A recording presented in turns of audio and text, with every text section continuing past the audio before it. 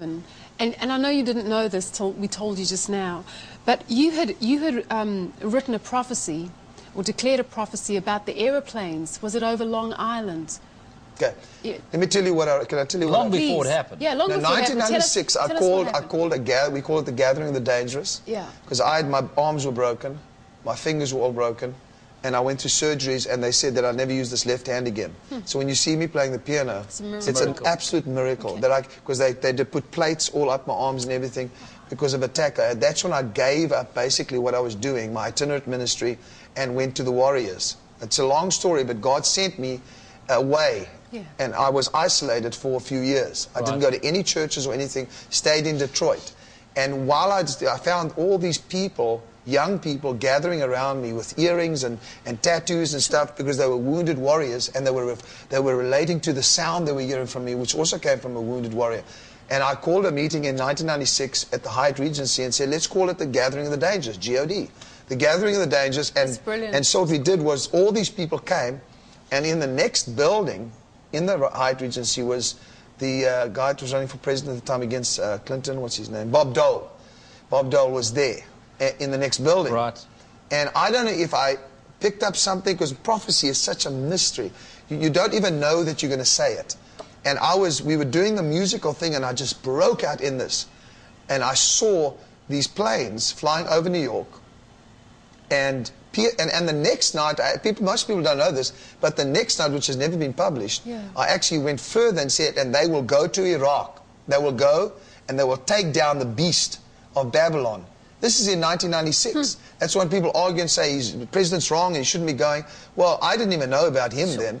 I said those words in that prophecy, that there will be a burning bush that will go to Iraq and bring that beast down. A burning bush. Yes, in 1996.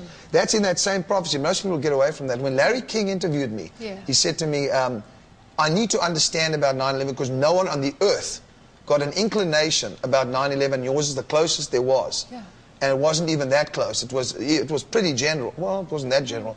But anyway, it spoke about planes flying over New York, piercing the ground, and then the war that would take place after that. Yeah. That was in 1996. So, you know, well, that's answering your question. That's when it happened. I saw the whole thing. Here's that prophecy. Have a look at what Kim says. There has been a terrorist act and will be another. But the Spirit of the Lord says America will retaliate.